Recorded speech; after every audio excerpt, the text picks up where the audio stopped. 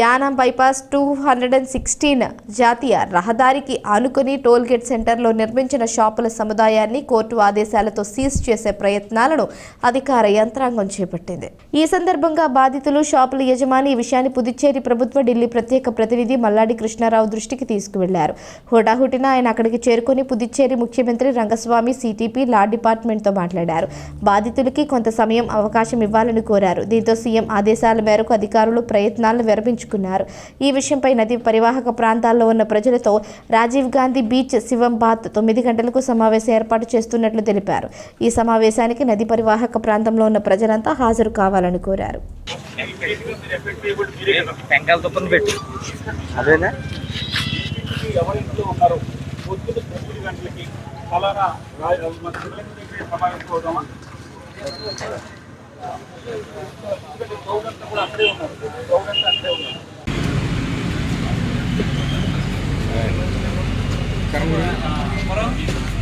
Letter கொடுத்த கூட court என்ன சொல்லிச்சுன்னா இமிடியேட்டா சீஸ் பண்ணுங்க. 20th டிசம்பர் 20th க்கு அப்புறம் கோர்ட்டுக்கு சப்மிட் பண்ணதுக்கு அப்புறம் ஜனவரி 11th ஆஃப் ஜனவரி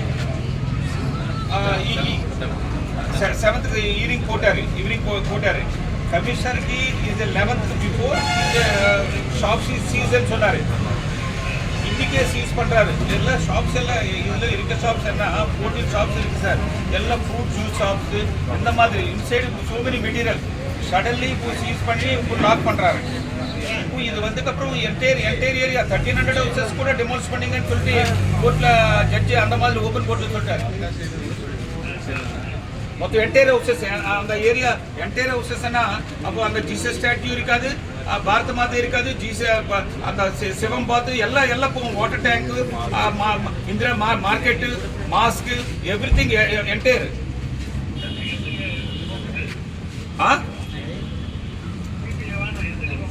இல்ல இப்போ நம்ம ஜிபி வசந்த்குமார் தான் நான் பேசிட்டேன். வசந்த்குமார் நான் சொன்னா கமிஷனருக்கு ஃபோன் பண்ணிட்டு கமிஷனருக்கு இன்னைக்கு எடுத்துங்க, இன்னைக்கு சீஸ் பண்ணீங்கன்னு சொல்லி சொல்றாரு. ஜான்சி மேடத்துல பேசிட்டா அதே மாதிரி சிடிபி கூட பேசிட்டேன். நான் கொஞ்சம் முனிசிபல் கமிஷனர் இன்ஸ்ட்ரக்ஷன் சொல்லிட்டாரு இமிடியேட்டா பண்ணுங்கன்னு சொல்லிட்டு. நான் கமிஷனர் போலீஸ் ஆள் எல்லாம் இருக்காரு. இப்போ வரைக்கும் நான் ஸ்டாப் பண்ணிட்டாரு. நீங்கள் சிஎம் கூட சொன்னதுக்கு அப்புறம் 4 days டைம் கொடுங்க. பிஃபோர் 11th சொல்லி வச்சு இது நம்ம 11th எல்லாம் ஸ்டாப் பண்ணலன்னா 10th க்ளோஸ் பண்ணுங்க. நமக்கு எந்த அப்ஜெக்ஷன் கிடையாதுன்னு சொல்றேன். நம்ம எல்லாரும் போயிட்டு சிஎம்னு பார்க்குறேன், சண்டேக்கு சிஎம்னு பார்க்குறேன். சிஎம் மண்டே கூப்பிட்டதுக்கு அப்புறம் அதுக்கு மண்டே டூஸ்டே சிஎம் சைடில் கூட செய்ய முடியலன்னா Tuesday evening log it, no problem. Ariva பாண்டிச்சேரியில் இருக்காரு சார். ஆரிவாக்கு ஒன்றும் தெரியாது. Commissioner is incharge. Commissioner is one of the party. நான் கமிஷனர் ஃபோன் கொடுக்குறேன், என்னன்னு கொஞ்சம் பேசுறேங்க சார். பக்கத்துல இருக்காரு.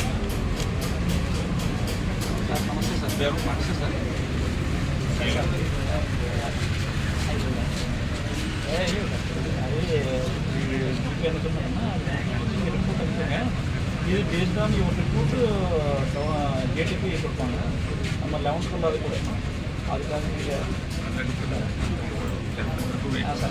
Okay sir. 10th வரைக்கும் வெயிட் பண்ணுறேன்னு சொல்கிறாரு. மகத்துக்காரு 10th வரைக்கும் நான் பேசுகிறேன்.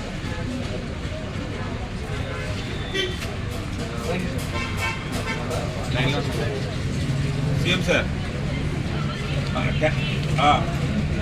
ஓகே. நான் 10th வரைக்கும் சீஸ் பண்ணாமல் ஸ்டாப் பண்ணிவிட்டு நம்ம வந்து மண்டே மார்னிங் பார்க்குறேன். அப்போ கொஞ்சம் டிபார்ட்மெண்ட்டை கூப்பிட்டு அட்வான்ஸாக ஒரு கவர்மெண்ட் சைடு வச்சு கூட பண்ண முடியும்னு சொல்கிறாரு. அது நம்ம டிஸ்கஸ் பண்ணதுக்கப்புறம் பண்ணுறேன். Okay sir, okay sir, thank you sir. CM sir cabinet decision ஒருத்தர் நான் ஸ்டாப் பண்ணியாச்சே இல்லையா? கோர்ட்னு சொல்லிட்டு ஆஃபீஸர்ஸ் எல்லாம் பயந்துட்டு இந்த மாதிரி பண்ணுறாரு. நான் இப்போ அந்த எகெயின் திருப்பி ஜான்சிக்கு அண்டர் செக்ரட்டரி ஜான்சி கூட பேசிட்டேன். மேடம்க்கு என்ன சொல்றாருன்னா, நம்ம ஃபைல் வரல, ஃபைல் வந்துச்சுன்னா நான் பார்க்க முடியும். மேடம் இது unofficially this is correct R not? இப்போ கோர்ட்டுக்கு 11th பிஃபோர் எது பண்ணலன்னு சொன்னா கமிஷனர் மேல ஆக்ஷன் எடுக்கும். 20th பிஃபோர் ஆக்ஷன் எடுக்கலன்னா மெம்பர் செக்ரட்டரி பாரத் மேல ஆக்ஷன் வரும். நான் அதுக்காக இன்னைக்கு இங்க 4 days டைம் இருக்கு சார். அட்லீஸ்ட் மண்டே ஈவினிங் வரைக்கும் டைம் கொடுங்கன்னு சொல்லி கேட்குறேன். எல்லாரும் வந்து பாண்டிச்சேரி வந்து CS எல்லாரும் ஒரு மீட்டிங் கண்டக்ட் பண்ணிட்டு you and law secretary also இதுக்கு என்ன பண்ணுதுன்னு அட்வான்ஸ் கோர்ட்டுக்கு நம்ம கவர்மெண்ட்ல கூட ஆல்ரெடி இது கன்சிடர் பண்றேன்னு சொல்லி இருக்குது. இது 11th பிஃபோர். நான் என்ன சொல்றேன்னா கமிஷனருக்கு எந்த தப்பு கிடையாது. கமிஷனருக்கு என்ன சொல்றாருன்னா இமிடியேட்டா சீஸ் பண்ணுங்க, 20th அப்புறம் என்டையர் ஏரியா இது டெமாலிஷ்டுன்னு சொல்லி சொல்றாரு.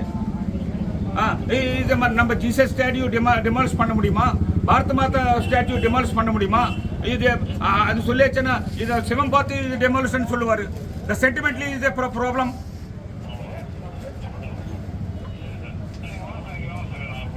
நான் வந்துட்டு கொஞ்சம் கவர்மெண்ட் பிளேயர் நான் வசந்த்குமார் தான் பேசுறேன்.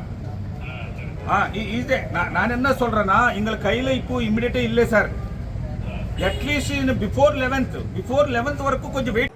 అలాగే పోలీస్ ఫోర్స్తో ఈవేళ ఇక్కడ నేషనల్ హైవేలో ఉన్న చిన్న చిన్న వ్యాపారాలు చేసుకున్న వారు షాపులన్నీ కూడా ఈ రోజు నుంచి స్టాప్ చేయమని చెప్పేసి నోటీస్ ఇష్యూ చేసి మున్సిపాలిటీ సీజ్ చేసి పట్టుకెళ్ళడానికి వచ్చారు. అలాగే ఇక్కడున్న ఈ షాపులు అలాగే ఫ్రాన్స్ తిప్ప ఏరియాలో ఉన్న మొత్తం ఆ ఏరియా అన్నీ కూడా వచ్చే నెల 7 తర్వాత డిస్మాండిల్ చేయమని చెప్పేసి కోర్టు చెప్పిందని చెప్పేసి ఈ నెల 3వ తారీఖు ఈ కేసులు అవి కూడా ముందు నుంచి నడుస్తూ ఉన్నాయి. దాంట్లో ముఖ్యంగా 4.5 సంవత్సరాల క్రితం అప్పుడు పనిచేసే కిరణ్ బేడి గారు లెఫ్టినెంట్ గవర్నర్ ప్రత్యేకంగా యానం వచ్చి ఈ ఫ్లడ్ ప్రోన్ ఏరియాలో ఇన్ని ఇల్లు ఎందుకు కట్టారు, ఈ ఏరియాలో ఎందుకు వరదలు వచ్చినప్పుడు మునిగిపోతున్నాయి, వీళ్ళకి గవర్నమెంట్ ఎందుకు వీళ్ళకి సదుపాయాలు ఏర్పాటు చేయాలి, ఇమ్మీడియట్గా కరెంట్ కట్ చేసి వాటర్ సప్లై కట్ చేసి బిల్డింగ్స్ని అన్నీ కూడా డెమాలిష్ చేయడానికి దానికి కావాల్సిన ఎంత ఫైనాన్స్ కావాలో ఇమ్మీడియట్గా ప్రపోజల్ పంపమని చెప్పేసి ఇక్కడ రిటర్న్గా ఆర్డర్స్ అప్పుడు పనిచేసే అడ్మినిస్ట్రేటర్ మీనాకి ఇవ్వడం జరిగింది. దాని మీద నేను ఆ రోజు ఎమ్మెల్యేగా మంత్రిగా ఉండగా క్యాబినెట్కి తీసుకెళ్ళి క్యాబినెట్ డెసిషన్ తీసుకుని ఇక్కడ మనకి 139.28 లక్షల రూపాయలు ఫ్లడ్ వాల్ శాంక్షన్ అయ్యి ఉంది. ఆ శాంక్షన్ అయింది మళ్ళీ రెండోసారి శాంక్షన్ అయింది 6/6/2018.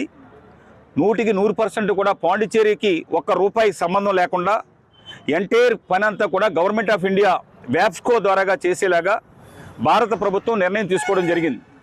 ఆ నిర్ణయంలో ఏం చెప్పారనంటే ఆంధ్రప్రదేశ్ నుంచి ఎన్ఓసి తీసుకోమని, పాండిచ్చేరి గవర్నమెంట్ కన్సెంట్ ఇవ్వమని, అలాగే the BC ratio, the benefit cost ratio అని చెప్పేసి రీసెంట్గా లాస్ట్ 10 years నుంచి బీసీ రేషియో సబ్మిట్ చేయమని చెప్పేసి అంటే ఆ బీసీ చేయడానికి మాకు టైం కావాలని చెప్పి మొన్న 2022లో వచ్చిన జూలైలో వచ్చిన ఫ్లడ్స్కి మరలా ఆ రోజున్న లెఫ్టినెంట్ గవర్నర్ మరి గవర్నమెంట్ ఆఫ్ ఇండియాకి వారు అలాగే PW minister, central minister CM గారు, సెంట్రల్ మినిస్టర్ జలశక్తి మినిస్టర్కి లెటర్ పంపిస్తే వారు మీరు ఈ 3 సబ్మిట్ చేసినట్టయితే మేము ఇమ్మీడియట్గా ఫ్లడ్ వాల్ మేము మొదలు పెట్టబోతున్నామని రిటర్న్గా ఇచ్చున్నారు.